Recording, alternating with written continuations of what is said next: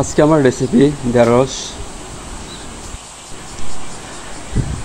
আমি এখানে পেঁয়াজ বাটা নিয়েছি, রসুন বাটা নিয়েছি, আদা বাটা নিয়েছি। আমার কাছে বাটা মশলাগুলো সবচেয়ে ভালো লাগে, কারণ বাটা মশলার মতো আর মশলাই হয় না।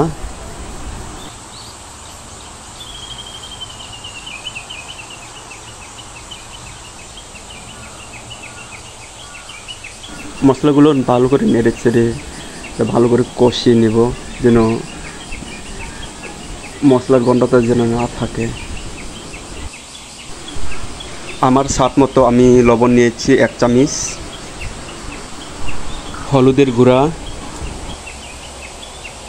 মাছের মশলা নিয়েছি, আর ধনিয়া গুঁড়া। মশলায় হালকা পানি মিক্স করে নেব, তাতে মশলা কষাইতে আমার সুবিধা হবে।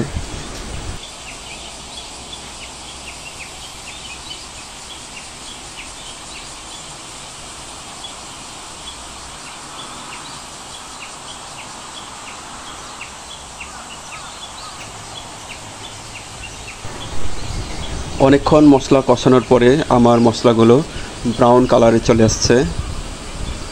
যাই হোক,